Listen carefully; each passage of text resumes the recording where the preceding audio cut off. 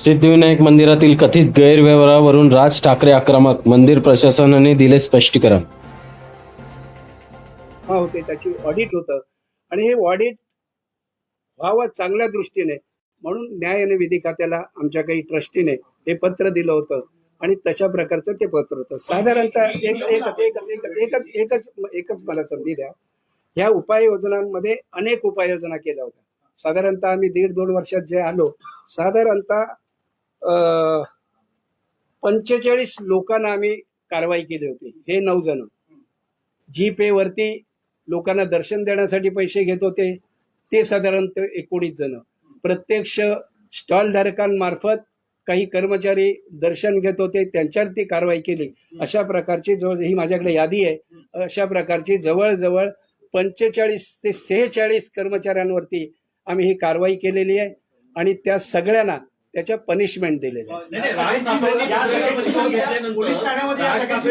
परिषद घेतल्यानंतर तुमच्यापैकी विश्वस्तांनी स्वतःच्या रील्स केल्या, त्या पाठवल्या, तुम्ही नंतर बोललात. पण मग एवढी मोठी घटना घडल्यानंतर तुम्ही स्वतः माध्यमांसमोर का आला? आलो ना. नाही कधी त्याच दिवशी सेम. म्हणजे मला वाटतं त्यांनी बोलले असतील इथे दुपारी वगैरे. ही चोरी झाली, त्याच्यानंतर एवढ्या मोठ्या उपाययोजना तुम्ही केल्या, हे सगळं एवढं घडत होतं, तुम्ही मुंबईकरांना, राज्यातल्या जनतेसमोर का आला नाहीत? हा पब्लिक विश्वस्त न्यास आहे. नाही, या बाबतीत आम्ही सगळ्यांना माहिती दिली. आपले अनेक प्रेस होते, त्यांनाही माहिती होती आणि ही जाहीर बातमी झाली होती. त्याची टीव्हीवरती सुद्धा सांगण्यात आली होती. आणि ही प्रशासकीय अधिकारी म्हणून ज्यांची नियुक्ती या ठिकाणी होती त्यांच्या नावाची तक्रार होती, त्या पोलीस स्टेशनला गेल्या होत्या. आणि मला असं वाटतं न्यास आणि प्रशासन अशा दोघांनी मिळून ती तक्रार, आणि आमच्या तक्रारीवरूनच हे पकडले गेले होते. आम्हीच ते पकडले होते आणि त्याची मदत अँटी करप्शनने आम्हाला केली, हेही आम्ही तुम्हाला सांगितलं. आता त्यांचं स्टेटस काय आहे? जे लोक पकडले त्यांचं स्टेटस सस्पेंड केले, सगळ्यांना सस्पेंड केलं, सगळ्यांना. 9 जण. उल्लेख केलाय की याचे धागेदोरे चोरी झाली. चंपक राय आणि अनिल मिश्रा यांना राजीनामे द्यावे लागले.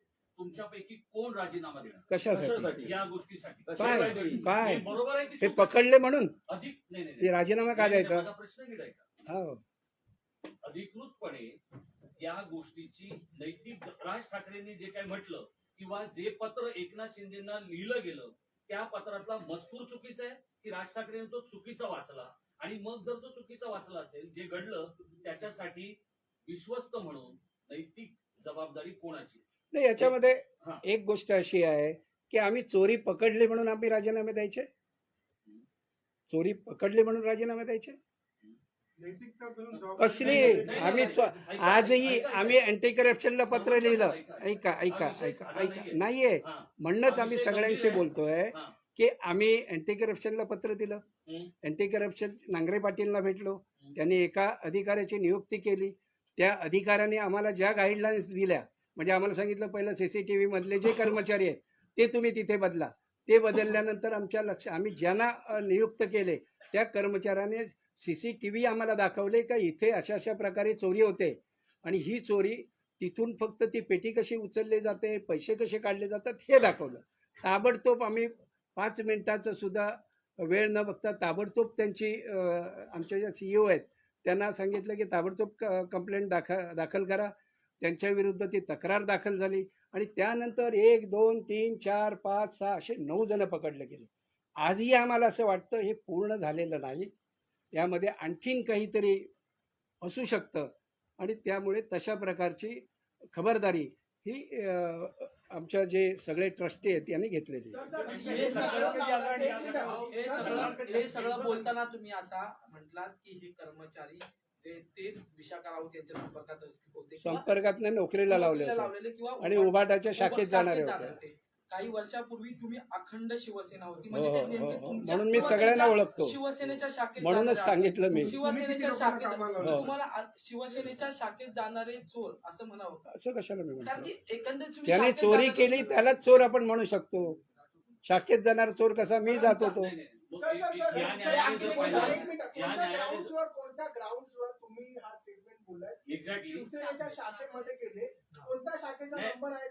सगळ्या शाखांचे नंबर आहेत, सगळ्यांना आम्ही रिलीज केलाय का? पोलिसांना त्यांनी सांगितलं का आम्ही या शाखेमध्ये गेलो होतो, त्यांनी नाही. आता तुम्ही हेच सांगितलं की मी पूर्वी सुद्धा शिवसेनेत होतो.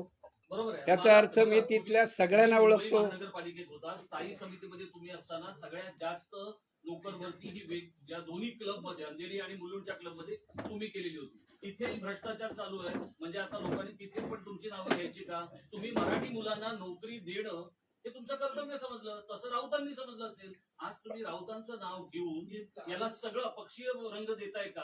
हा माझा कसला प्रश्न. पक्ष रंग ह्याच्यात? एक तर खरं सांगितलं, राजसाहेबांनी आरोप केले. राजसाहेबांच्या किल्लेदारांनी आदेश बांदेकरांवरती पण आरोप केले होते. मग त्या आरोपाचीच पुनरावृत्ती राजसाहेब करतायत का?